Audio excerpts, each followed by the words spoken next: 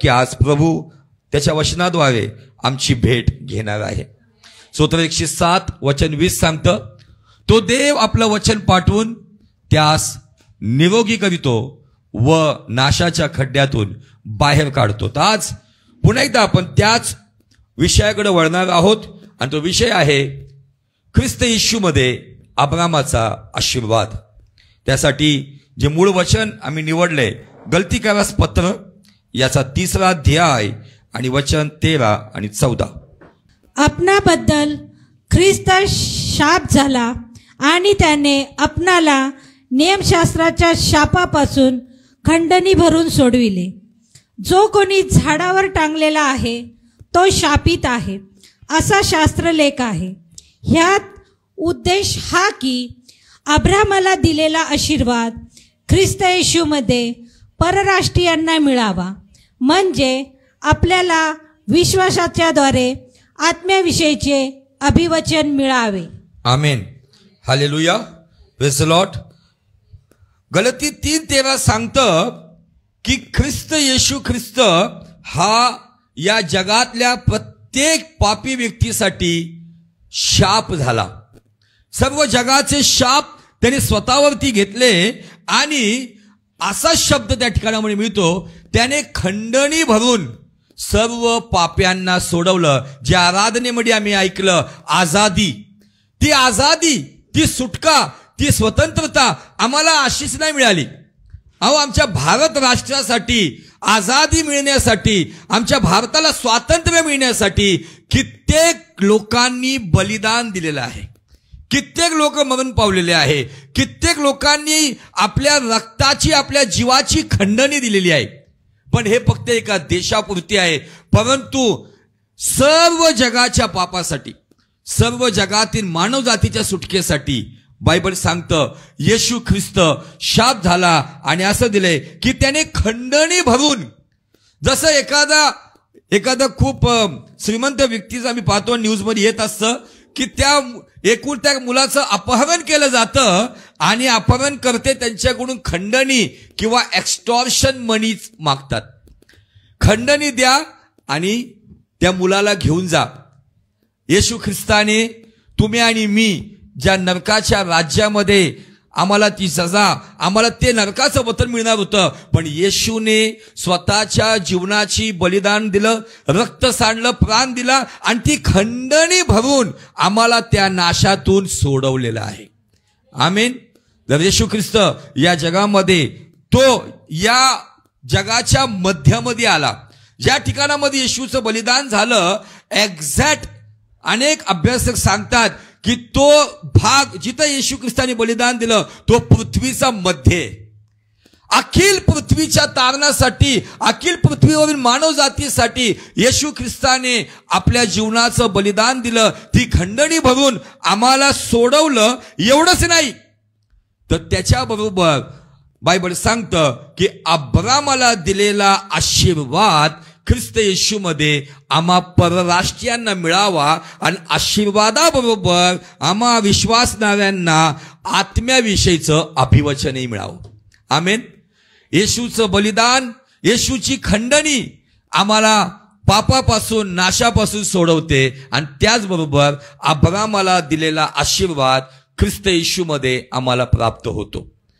आणि आज या जगाला प्रत्येकाला आशीर्वादाची गरज आहे. प्रत्येक जण आशीर्वादासाठी धावत आहे, कुठल्या ना कुठल्या परिस्थितीतून आपलं जीवन बदलण्याचा प्रयत्न करत आहे. आणि आज आम्ही अब्रामाच्या जीवनातून पाहत आहे की असा एक व्यक्ती की ज्याला प्रभूने अशा ठिकाणातून निवडला, अशा ठिकाणामधून पाचारण केलं आणि त्याला अभिवचन दिले, पण अभिवचन पूर्ण होण्यासाठी 25 वर्ष त्यांनी वाट पाहिली, धीर धरला, म्हणून त्याला विश्वासाच्या द्वारे आत्म्याचं अभिवचन मिळालं आणि देवाने सगळी पूर्तता ख्रिस्त येशूमध्ये अब्रामाच्या जीवनामध्ये केली. आणि तोच परमेश्वर अब्रामाला जे अभिवचन दिलेले ते आम्ही ऑलरेडी पाहिलेत. आणि अब्रामाच्या जीवनामध्ये जे आशीर्वाद आम्ही पाहतो आणि मनुष्याच्या जीवनामध्ये ज्या आशीर्वादाची गरज आहे त्यापैकी पहिला आशीर्वाद आहे ज्याच्याकडे मनुष्य दुर्लक्ष करतो, त्याला म्हणतात आध्यात्मिक आशीर्वाद, स्पिरिच्युअल ब्लेसिंग, आत्मिक आशीर्वाद. ज्याविषयी आम्ही खूप डीपमध्ये स्टडी केलेला आहे. ज्याला कुणाला यावरती हा संदेश ऐकायचा असेल ते युट्यूबवरती पास्टर राजू ठाकूर जर तुम्ही टाईप करताल तर तुम्हाला माझा अकाउंट मिळेल. त्याच्यावरती पूर्ण संदेश टाकलेले आहेत. तुम्ही पाहू शकता, ऐकू शकता, अभ्यास करू शकता. पण आज आम्ही आध्यात्मिक आशीर्वाद पाहणार नाही, तर आज आम्ही अब्रामाच्या जीवनामध्ये असणारा मानसिक आशीर्वाद. आणि आज कुठल्याही घरामध्ये जा, एकतरी व्यक्ती सापडतो त्याला लो बीपी किंवा हाय बीपी आम्हाला आढळतो. का? कारण त्याचं कारण मानसिक स्वास्थ्य नाहीये, मानसिक स्थिरता नाहीये, ती स्थिरता नाहीये. थोडं काहीतरी असं भीतीदायक ऐकलं की मनुष्य बेचैन होतो, चलबिचल होतो. का? कारण त्याच्या मनावरती तो आशीर्वाद नाहीये. आणि आज आम्ही अब्रामाच्या जीवनामधला तो मानसिक आशीर्वाद पाहणार आहे की त्याच्या जीवनामध्ये असे काही प्रसंग आले, पण त्या प्रसंगामध्ये तो निराश झाला होता, पण डळमळीत झाला नाही. आम्ही मनुष्य आहोत. छोट्या छोट्या गोष्टीमध्ये ज्यावेळेस आम्ही कुणाकडून काहीतरी अपेक्षा करतो आणि त्या व्यक्तीकडून ज्यावेळेस त्याच्या उलटच आमच्याकडे घडतं, तर मनुष्य या नात्याने आम्ही कधी कधी निराश होतो आणि विचार करायला लागतो की आम्ही कुठं कमी पडलो किंवा आमचं चुकलं कुठं. पण अब्रामाच्या जीवनामध्ये अब्रामाने एक रात्र आपल्या जीवनामध्ये अशी काढली की तो कदाचित अख्खी रात्र जागा होता, अश्रू डाळत होता, परंतु एक सकाळ त्याच्या जीवनामध्ये आले. कारण बायबल सांगतं रात्री जरी विलापाने बिराड केलं, परंतु प्रातःकाळी हर्षध्वनी करणारा तो देव आहे. हालेलुया. तुमच्यापैकी कित्येक असे असतील की त्यांच्या जीवनामध्ये त्यांनी असे कित्येक रात्र रडून काढले असतील, आपल्या प्रिय व्यक्तीच्या जाण्याने काढले असतील, कदाचित ती व्यक्ती सोडून गेली किंवा या जगातून गेली असेल त्यामुळे काढले असेल. परंतु ज्याच्या जीवनामध्ये अब्रामाचे आशीर्वाद आहेत त्याला आत्मिक आशीर्वादाबरोबर मानसिक आशीर्वाद पण मिळतात, आणि हे खूप गरजेचं आहे.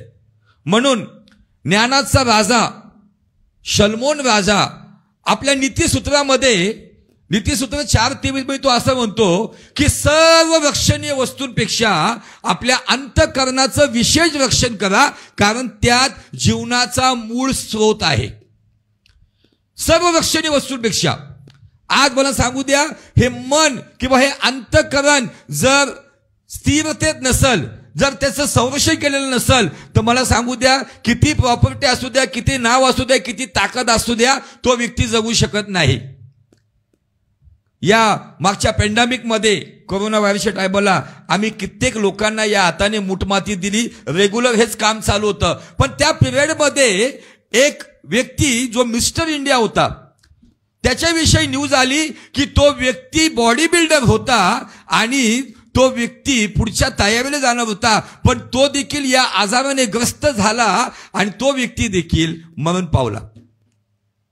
का मरण पावला? त्याच्यानंतर ज्यावेळेस काही न्यूज आली, ती न्यूज ही होती की तो इतका भयभीत झाला, त्या भयामुळं तो निराश झाला आणि कुठंतरी त्या नैराश्यामध्ये येऊन त्यांनी जगण्याची इच्छा ठेवली नाही आणि त्याला हार्ट अटॅक आला हृदयावर आणि तो गेला. म्हणून नीतिसूत्र 4:23 सांगतं सर्व रक्षणीय वस्तूंपेक्षा आपल्या अंतःकरणाचं विशेष रक्षण कर, कारण त्या जीवनाचा मूळ स्रोत आहे. तुम्ही बाहेरून कसे आहात याला महत्व नाहीये, तुम्ही आतून कसे याला महत्व आहे. ज्याला म्हणतात लोक पॉवर, सगळ्यांकडे पॉवर असते, पण ज्यांच्याकडे देवाच्या वचनाची विल पॉवर असते ना, त्याच्यासमोर काही परिस्थिती असू द्या, तो व्यक्ती माघार घेत नाही. हालेलुया. म्हणून बायबल सांगतं इब्रिकारास पत्र 10 अध्याय वचन 38 मध्ये, माझा नीतिमान विश्वासाने जगेल, तो माघार घेईल, तर त्याच विषयी माझ्या जीवाला बरे वाटणार नाही. पण त्याच 38 नंतर 39 वचन खूप सुंदर म्हणतं. ऐका काय म्हणतं वचन. आज देवाला अशा लोकांची गरज आहे. इब्री 10:39. परंतु ज्याचा नाश होईल अशा माघार घेण्यापैकी आपण नाही. ज्यांचा नाश होईल म्हणजे माघार घेतल्यानंतर, हार मानल्यानंतर, परिस्थितीसमोर गुडघे टेकल्यानंतर नाश हा ठरलेला आहे. मग त्या परिस्थितीसमोर नाश होण्यापेक्षा ख्रिस्तामध्ये राहून जगू ना. पुढे, तर जीवाच्या तारणासाठी विश्वास ठेवणाऱ्यांपैकी आहोत. या ठिकाणामध्ये हा इब्रिकाराचा लेखक म्हणतो की माझा नीतिमान विश्वासाने जगेल 38 वचनामध्ये. पण तो जर माघार घेईल तर म्हणतो की परमेश्वराला त्याविषयी चांगलं वाटणार नाही, आणि पुढे तर म्हणतो की आम्ही माघार घेणाऱ्यांपैकी नाही. का म्हणत आहे हे? कारण त्याच्याकडं आध्यात्मिक आशीर्वादाबरोबर त्याच्याकडे मानसिक आशीर्वाद होता, म्हणून त्यांनी परिस्थितीसमोर गुडघे टेकले नाही. परिस्थिती काही असो, माझा देव, त्याची उपस्थिती, त्याचं सान्निध्य, त्याची समक्षता, त्याचा आत्मिक आशीर्वाद जर माझ्याबरोबर आहे, त्याचं अभिवचन आहे, मी तुला कधी सोडणार नाही, मी तुला कधी टाकणार नाही. या युगाच्या समाप्तीबरोबर मी तुझ्यासोबत आहे. दावीद ते स्टेटमेंट का बोलला? युद्ध परमेश्वराचं आहे आणि विजय आमचा आहे. आम्ही कधी कधी देवाला बाजूला ठेवतो आणि आम्हीच युद्ध करायला निघतो. आणि याच गोष्टीमुळं कुठंतरी मी माझ्या जीवनामध्ये देखील त्यातून गेलेलो आहे. कधी कधी अशा परिस्थिती येतात, परंतु अब्रामाच्या जीवनामधली ती परिस्थिती कदाचित लिखित स्वरूपात नाहीये, पण जे रेव्हलेशन किंवा जे प्रगटीकरण परमेश्वराकडून मिळालं त्याद्वारे मी स्वतःचं सांत्वन केलं. कारण स्तोत्र 119 वचन 50 मध्ये स्तोत्र करता असं म्हणतो की माझ्या दुःखात माझं सांत्वन हेच आहे की देवा तुझं वचन मला नवजीवन देतं. कुणाचा डोक्यावर हात फिरवणं तेवढ्यापुरती बरं वाटेल, कुणाचं तरी पाठीवरून हात फिरवणं तेवढ्यापुरती बरं वाटेल, कुणीतरी आमच्या परिस्थितीमध्ये आम्हाला मिठीत घेतलं बरं वाटेल, पण ती व्यक्ती गेल्यानंतर काय? ती व्यक्ती गेल्यानंतर ज्याच्याकडे अब्रामाचा आध्यात्मिक आशीर्वाद आहे, ज्याच्याकडे देवाचं वचन, त्या वचनाने भरलेला तो व्यक्ती आहे, तर निश्चयी मला सांगू द्या की त्या व्यक्तीच्या जीवनामध्ये परिस्थिती त्याला हरवूही शकत नाही आणि परिस्थिती त्याला हलवूही शकत नाही.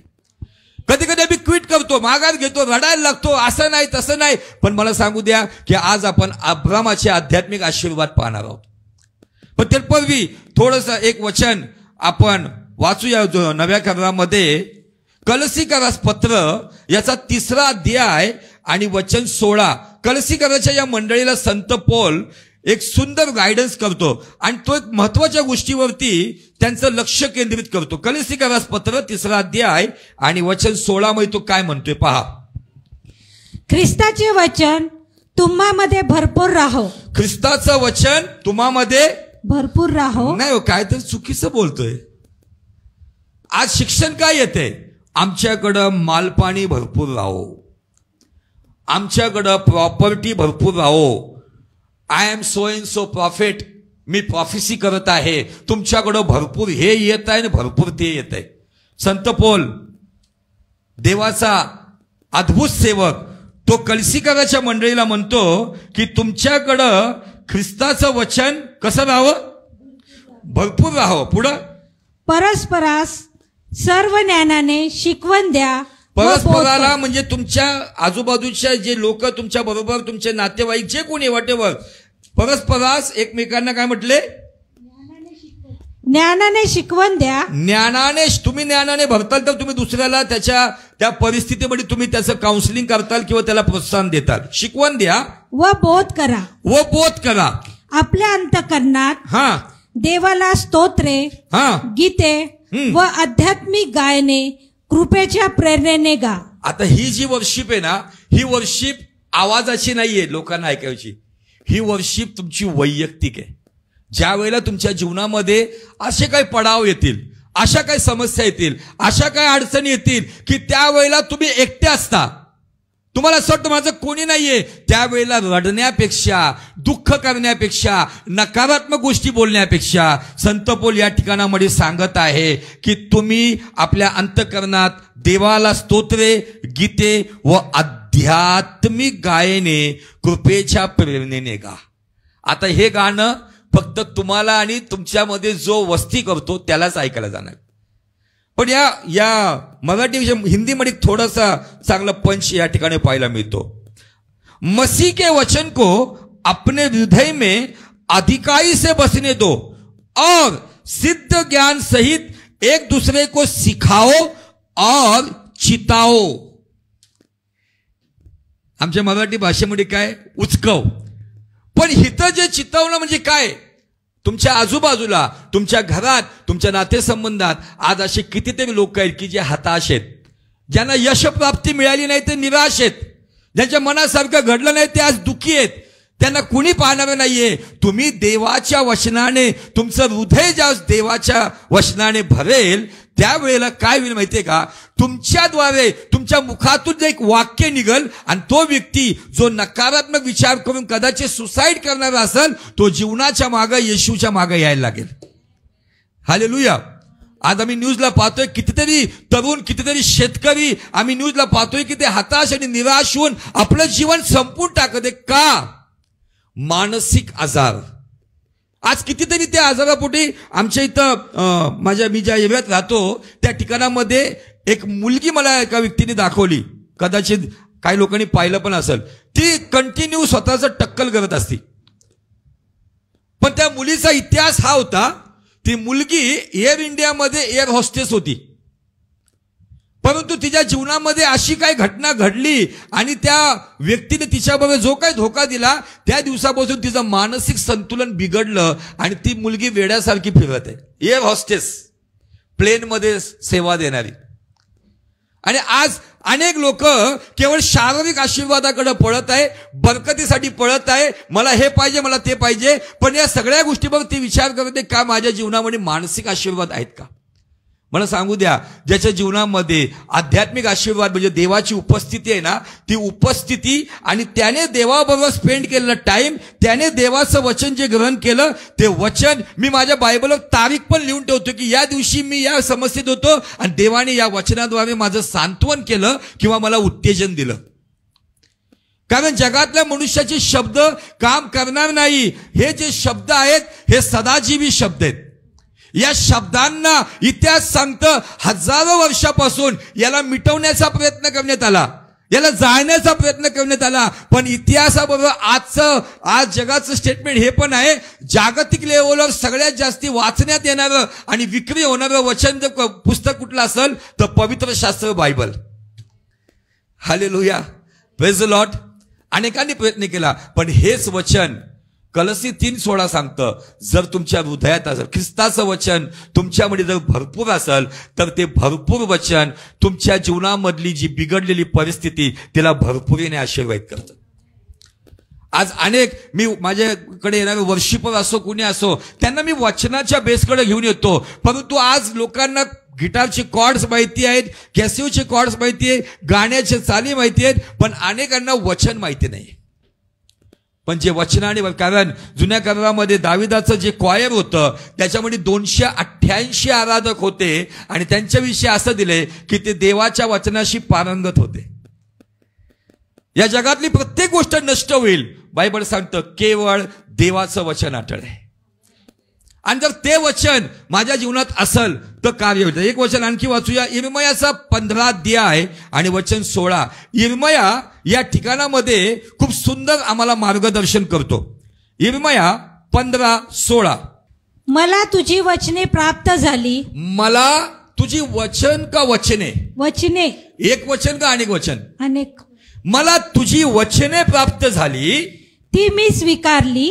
वास्तविक भाषांतर सांगतं ती मी सेवन केली, ती मी खाल्ली. ते वचन मी खाल्लं. वचनाला जीवनाची भाकर म्हटण्यात आलेलं आहे, वचनाला जीवनाचं पाणी म्हटलेलं आहे, वचनाला मधावून गोडही म्हटलेलं आहे. तुझी वचने मला प्राप्त झाली, मी ती स्वीकारली. पण वास्तविक अर्थ आहे की ती मी खाल्ली किंवा ग्रहण केली किंवा सेवन केली. तुझी वचने माझा आनंद. हॅलो, काय म्हणत आहे तो? तुझी वचने. ग्रेट प्रॉफेट जिर्मया. आमचा आनंद जगाचाच आहे, पण हा प्रॉफेट देवाचा भविष्यवक्ता तो म्हणतोय तुझी वचनं माझा आनंद. आमचा आनंद काय? आयफोन? आमचा आनंद काय? नवीन वस्तू? आमचा आनंद काय? गप्पा गोष्टी?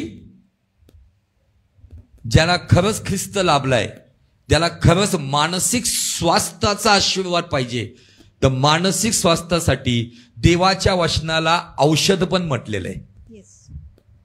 देवाच्या वचनाला औषधही म्हटले. आणि इर्मया म्हणतो तुझी वचनं मला प्राप्त झाली, ती मी स्वीकारली. पुढं, माझ्या जीवाचा उल्हास अशी होती. माझ्या जीवाचा उल्हास अशी होती. आमचा उल्हास काय? आमच्या जीवाचा आजच्या या पिढीमध्ये प्रत्येकाचा उल्हास याच्यावरच आहे फक्त.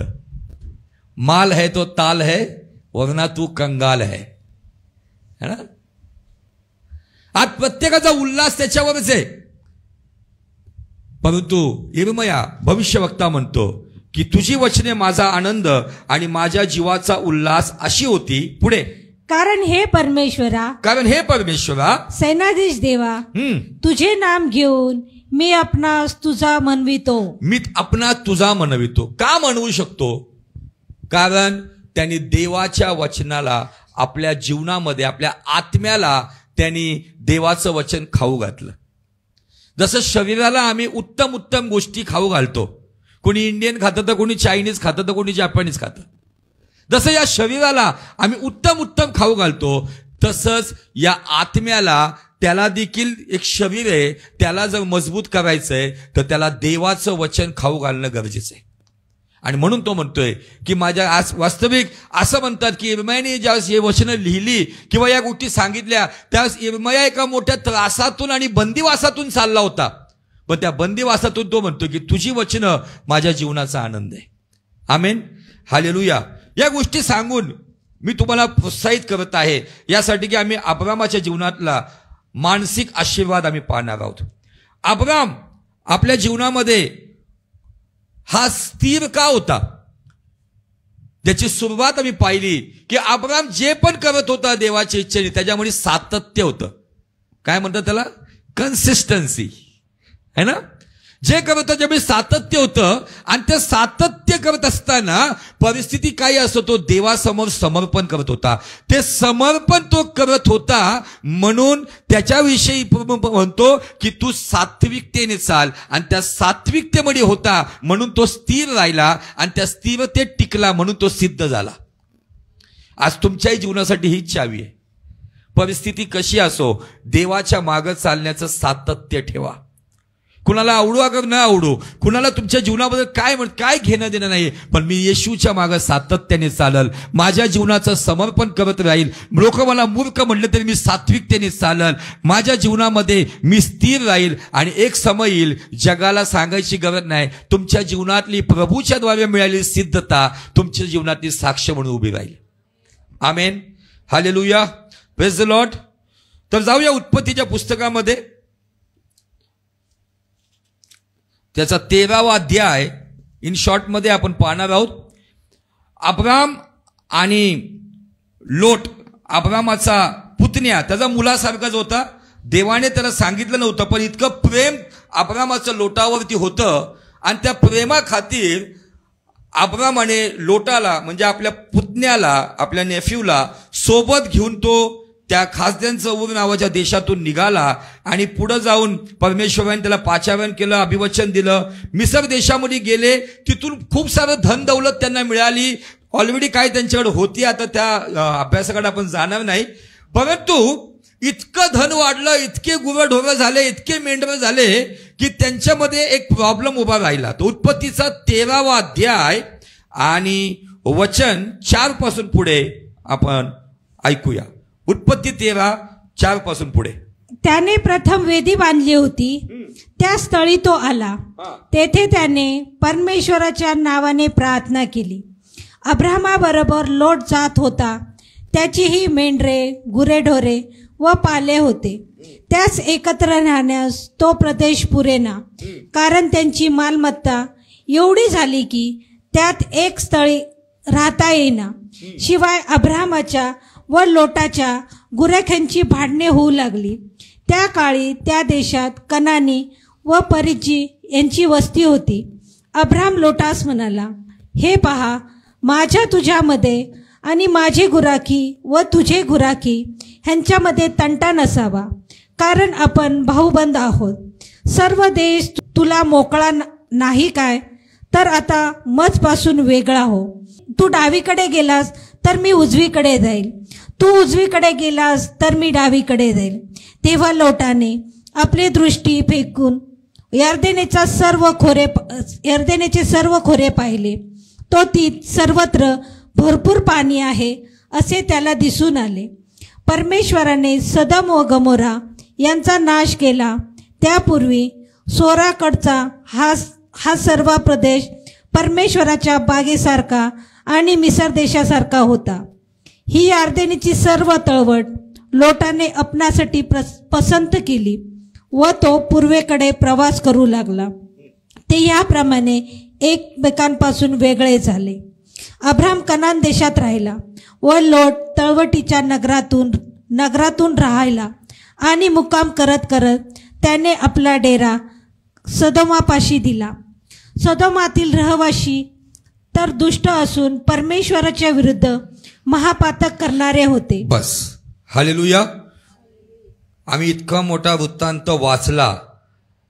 तुम्ही विचार करताल की याच्यामध्ये कोणता मानसिक आशीर्वाद आम्हाला दिसतोय. 4 वचनाची सुरुवात आम्ही पाहतो की या ठिकाणामध्ये अब्रामाने प्रथम वेदी जिथं बांधली होती त्या वेदीकडे, वास्तविक ती प्रथम वेदी शेखेमची नाही तर बेथेलची, त्या बेथेलच्या वेदीकडे जाऊन तो परमेश्वराची प्रार्थना करीत असे आणि त्या बेथेलच्या वेदीकडे प्रार्थना करून तिथून आल्याबरोबर तो लोटाबरोबर संभाषण करत आहे. त्या वेदीकडं जे काही देवाबरोबर त्यांनी जे गुप्त संभाषण केलं ते देव आणि त्याच्यापुरती मर्यादित आहे, परंतु त्याचा परिणाम आम्हाला या ठिकाणामध्ये पाहायला मिळतो की या ठिकाणामध्ये या लोकांची उत्तम रीतीने प्रॉपर्टी वाढलेली आहे. गुरं ढोरं इतकं आहे की असं लिहिले की तो प्रदेश त्यांना राहायला पुरत नाहीये.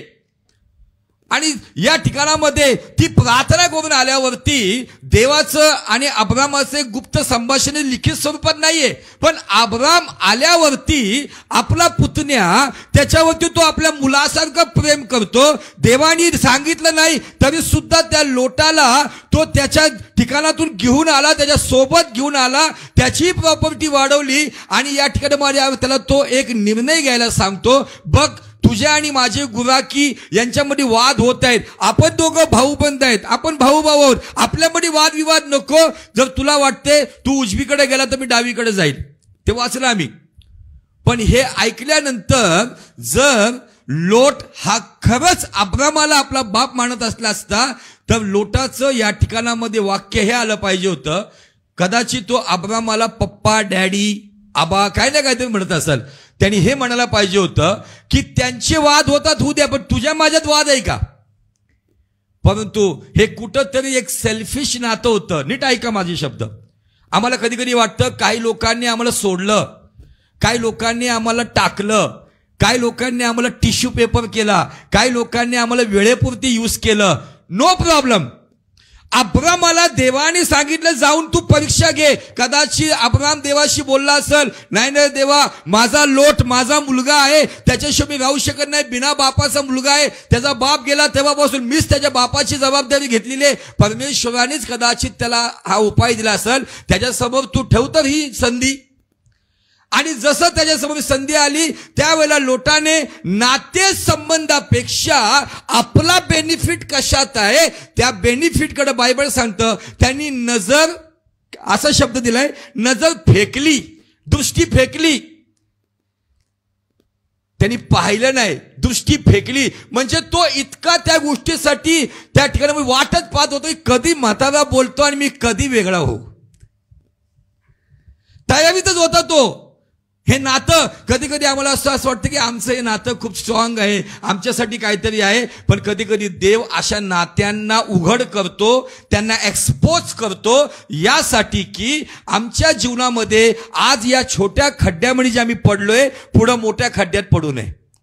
हे अनुभव असतात आमच्यासाठी. आणि अब्रामाकडे हा मानसिक क्षेत्राचा जो आशीर्वाद होता त्या आशीर्वादामुळं अब्रामाने सुरुवात तर केली.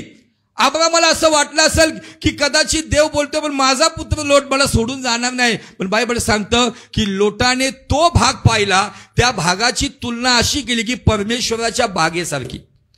यार्देनच्या आजूबाजूचा सर्व हिरवगार प्रदेश त्यांनी पाहिला आणि तो त्या डोंगरावरून किंवा त्या पर्वतावर उतरून आपली प्रॉपर्टी घेऊन निघून गेला. टाटा बाय बाय नाही केलं त्यांनी तिथं अब्रामाबरोबर वेळही घालवला नाही किंवा त्याच्याकडून आदराने त्यांनी संमती घेतली नाही.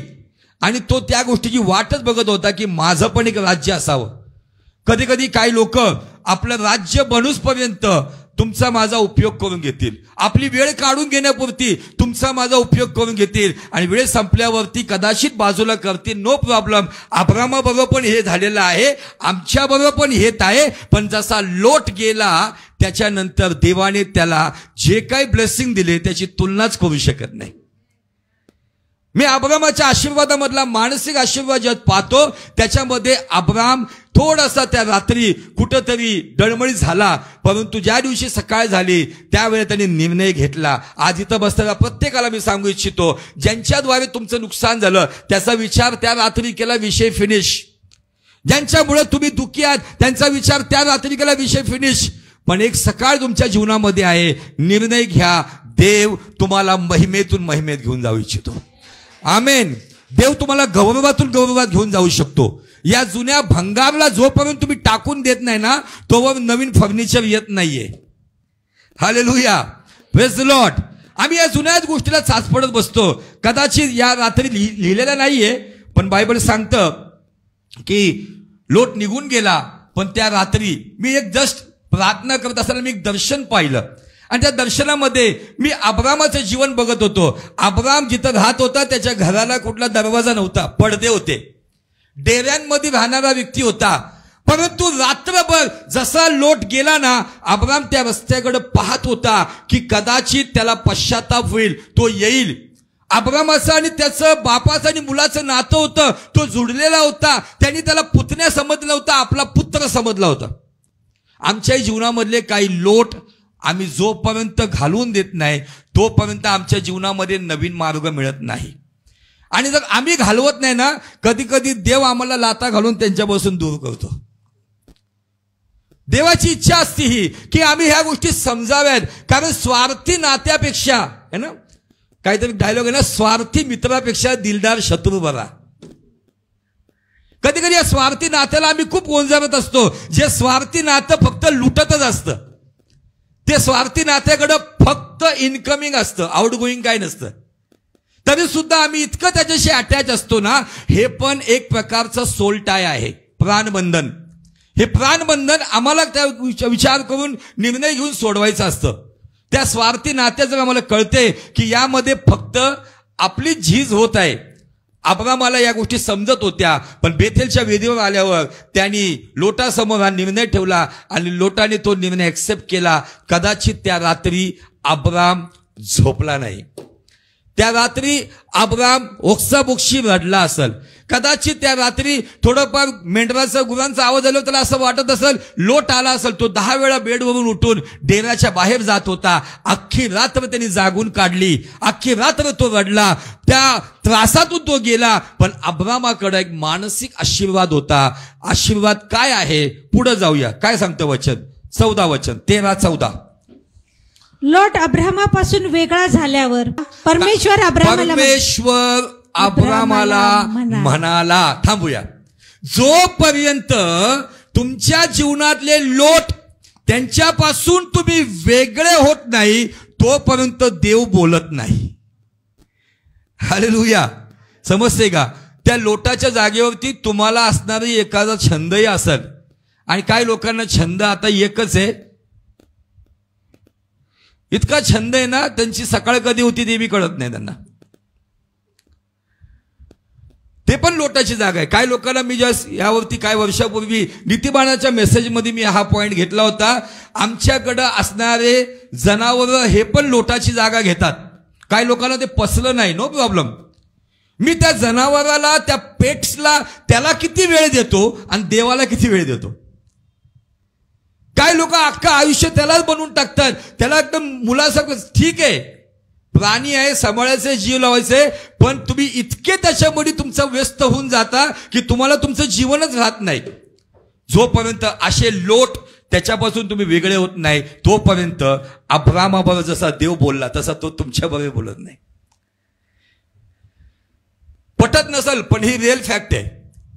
कधी कधी आम्ही इतके त्या गोष्टींना सांभाळून ठेवलेलं आहे. काही लोक म्हणते मग आम्ही पाळण्याबद्दल काय नाही, पण तुम्ही तेही कॅल्क्युलेशन करा की त्यांना तुम्ही किती समय देताय, तुमच्या नातेसंबंधाला किती समय देताय, तुम्ही देवाला किती समय देताय.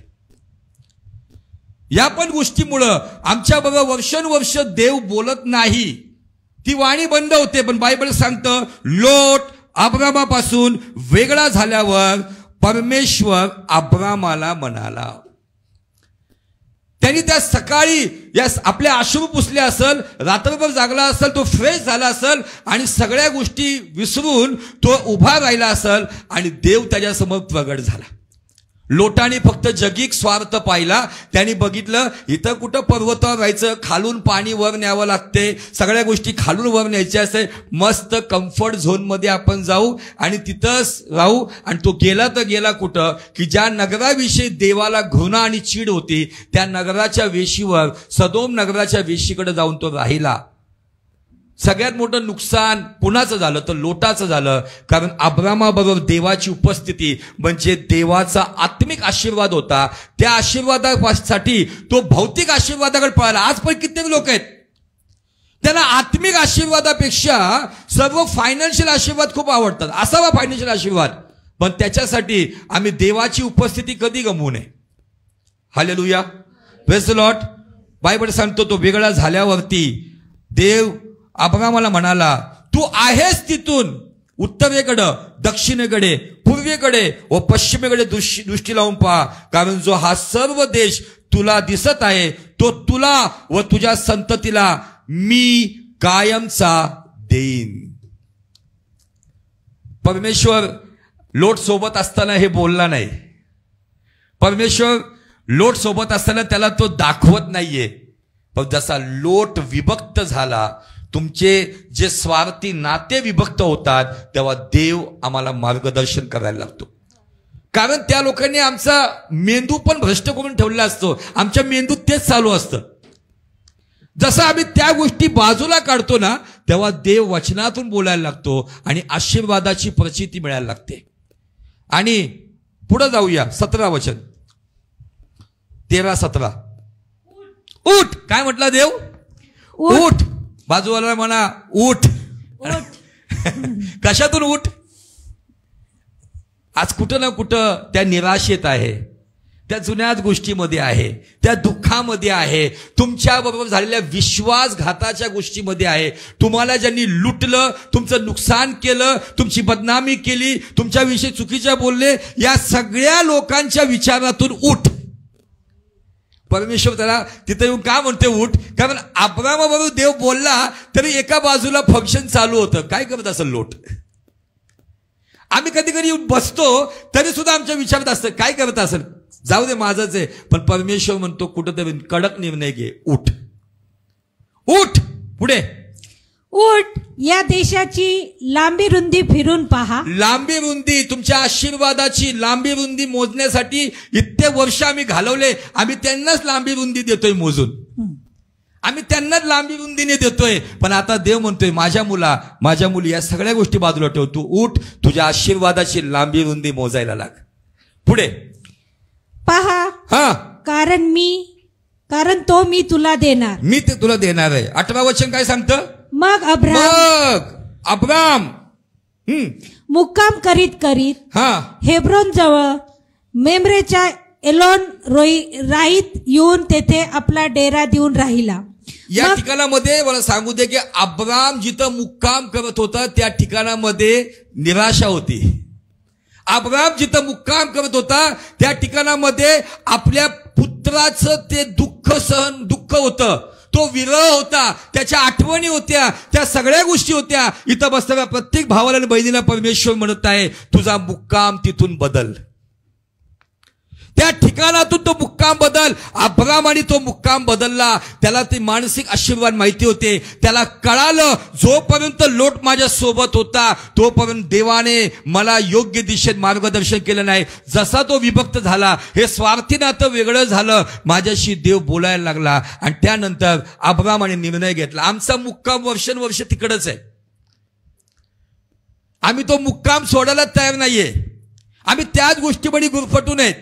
आमच्या जीवनामधून एखादी व्यक्ती प्रभूमध्ये झोपी गेली, आम्ही त्याच्याच विचारात आहे, त्यालाच मिस करतोय. आम्ही जे जिवंत आहे त्याला मी करा की मिस. आम्ही जर खरे विश्वासणारे आहे, बायबल सांगतो ज्या दिवसाचं दुःख त्या दिवसाला पुरे. आठवणी येणार, पण त्या आठवणीमध्ये गुरफटून राहू नका. बायबल सांगतं अब्राम मुक्काम करीत करीत हेब्रोन जवळ आला. कुठं आला? हेब्रोनचा अर्थ माहितीये काय? इंटिमसी विथ गॉड, देवाच्या जवळ. तुम्ही जोपर्यंत लोटापासून वेगळे होत नाही तोपर्यंत तुम्ही देवाच्या जवळीकतेत येत नाही. आज हेब्रोन हा जो भाग आहे, जर तुम्ही अभ्यास करताल, हेब्रोन हा देवाचा सेवक अब्राम याची फेवरेट जागा होती. म्हणून त्यांनी कब्रस्तान पण हेब्रोन मध्ये निवडलं होतं. हेब्रोन मध्ये कोण कोण आहे आज? हेब्रोन मध्ये साराची बॉडी आहे, अब्रामाची बॉडी आहे, इसाकाची बॉडी आहे, सगळ्या देवाच्या निवडलेल्या सेवकांची बॉडी आहे. आणि त्या हेब्रोनवरती दावीद पण एवढं प्रेम करत होता ना, म्हणून दावीद पण हेब्रोन मध्येच वस्ती करायचा. हेब्रोन मध्ये पहिल्यांदा तो यहुद्यांचा राजा झाला. आणि हे हेब्रोन कालांतरानंतर काही राक्षसी लोकांनी ताब्यात घेतलं होतं. आणि त्या ठिकाणामध्ये कालेब नावाचा देवाचा सेवक तो स्वतः यहोशूला म्हणतो की मला हेब्रोन दे. का? कारण हेब्रोन मध्ये देवाची उपस्थिती आहे. पण हेब्रोन मध्ये जाण्यासाठी किंमत मोजावी लागल. लोटापासून, स्वार्थी नात्यांपासून वेगळं व्हायला लागल. जोपर्यंत या स्वार्थी नात्यामध्ये जे नातं, जी संगती, जी दोस्ती जर मला देवापासून दूर नेते ना, ती दोस्ती, ते नातं, ते संगती आज मला कट करावी लागेल. मग ते किती मला आवडणारी असो. बायबल सांगतं हेब्रोनच्या एलोन ममरेमध्ये आल्यानंतर त्याने आपला डेरा तिथे दिला. आणि पुढं असं दिलं, तेथे त्याने परमेश्वराची वेदी बांधली. जिथं वेदी आहे तिथं दुःखाला जागा नाहीये.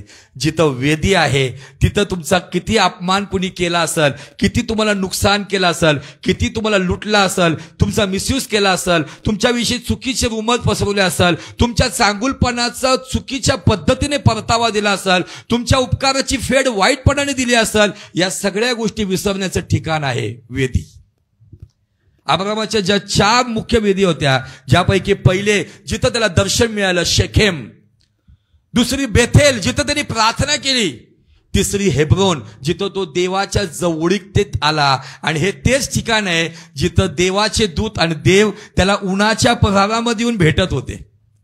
हे तेच ठिकाण आहे जिथं अब्राम देवदूतांना मेजवानी देत होता. आज या हेब्रोन पासून जे लोक वंचित आहेत त्यांचं कारण आहे की ते कुठंतरी मानसिक आजारी आहेत. कारण त्यांनी आपल्या लोटाला कळवळून ठेवलेले, कवटाळून ठेवले. सोडून टाका त्याला.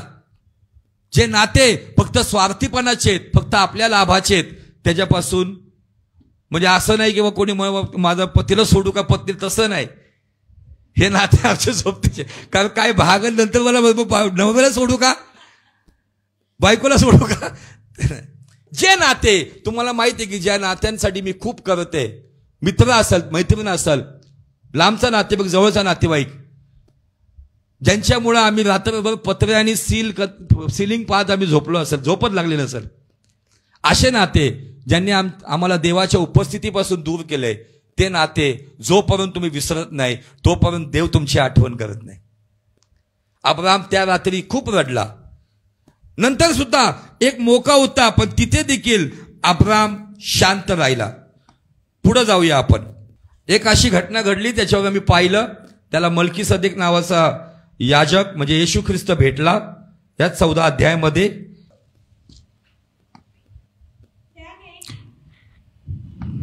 त्याने आपल्या दासाच्या टोळ्या करून त्याचवर रात्रीची चाल केली आणि त्यास मार देऊन दिमिश्काच्या उत्तरेस होबापर्यंत त्यांचा पाठलाग केला. त्यांनी सगळी मालमत्ता माघारी आणली. त्याप्रमाणेच आपला भाऊबंद लोट ह्याची मालमत्ता, स्त्रिया व लोक माघारी आणले. भाऊबंद लोट, लोट शब्द मिस झाला. त्याला आणलं माघारी. कुठेतरी मधून ते प्रेम जागृत झालं, त्याला सोडवलं.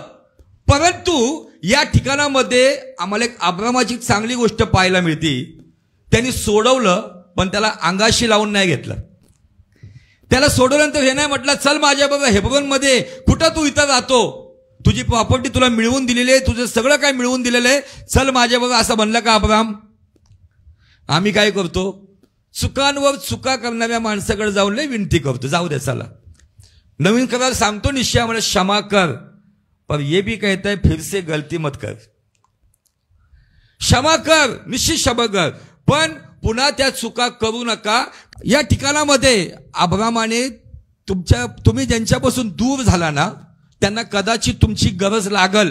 ज्यांनी तुम्हाला त्यागलंय, आज तुम्हाला म्हणत आहे गरज नाही आम्हाला तुमची, आज तुम्हाला म्हणत आहे बा तुम्ही तुमचं बघून घ्या, आम्हाला काही गरज नाही. पण मी तुम्हाला सांगू इच्छितो, त्या लोटाला गरज पडली अब्रामाची. त्या लोटाला, त्या पुतण्याला गरज, त्याला असं वाटलं माझ्याकडे एवढी मोठी मालमत्ता आहे, माझ्याकडे गुरढोर आहे, मी एकदम चांगल्या जमिनीपाशी आलोय, हिरव्यागार जमिनीपाशी आलोय, पाण्याजवळ आलोय, मला गरज नाही कुणाची. पण त्याला लुटून नेण्यात आल्यानंतर त्याला गरज पडली अब्रामाची. आज अशी लोक आहेत, त्यांच्यापासून विभक्त व्हा, त्यांना गरज लागेल तेव्हा तुम्हीच जाताल आणि त्यावेळेला त्यांच्या मस्तकावर निखाऱ्याची रास करण्याचं कारण तुम्ही बनताल आणि त्यांना तेव्हा जाणीव होईल की त्यांनी कुणाची साथ सोडली. पण या ठिकाणामध्ये अब्रामाचा एक कडक निर्णय पहा.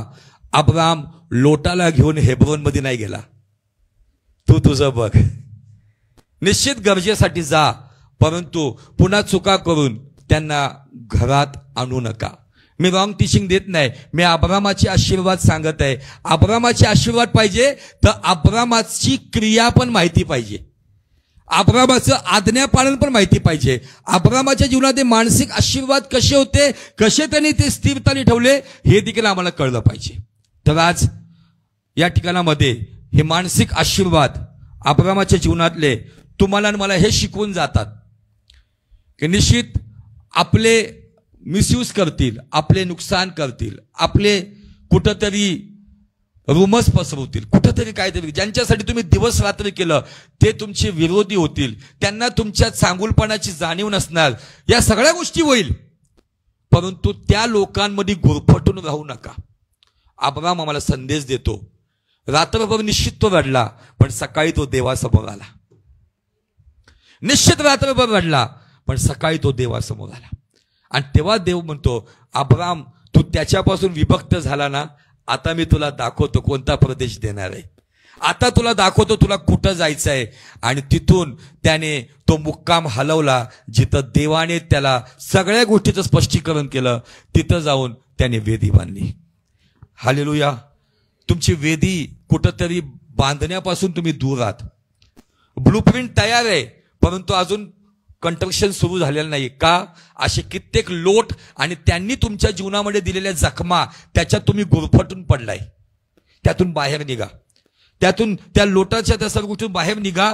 हेब्रोनमध्ये देव दर्शन द्यायला तयार आहे, हेब्रोनमध्ये देव बोलायला तयार आहे, तुमच्या बरोबर एक जिगरी दोस्ती करायला तयार आहे. आणि कधी होईल? ज्या वेळेला तुम्ही या गोष्टीपासून विभक्त होता. प्रभू करो अब्रामाचा हा मानसिक आशीर्वाद ख्रिस्त येशूमध्ये आज तुम्हाला नव्यानं लाभो. आणि जे काही तुमच्या हृदयावरती जखमा आहेत, आज वचनाचं मलम जे आज तुमच्यापर्यंत आले, त्याद्वारे तुमच्या हृदयाच्या प्रत्येक जखमा येशूच्या नावामध्ये भरल्या जावो आणि तुमचं हृदय पुन्हा पूर्वीसारखं ताजं तवानं निरोगी होऊन ख्रिस्तासाठी धडकण्याचं काम सुरू करो. Thank you Jesus, thank you Lord.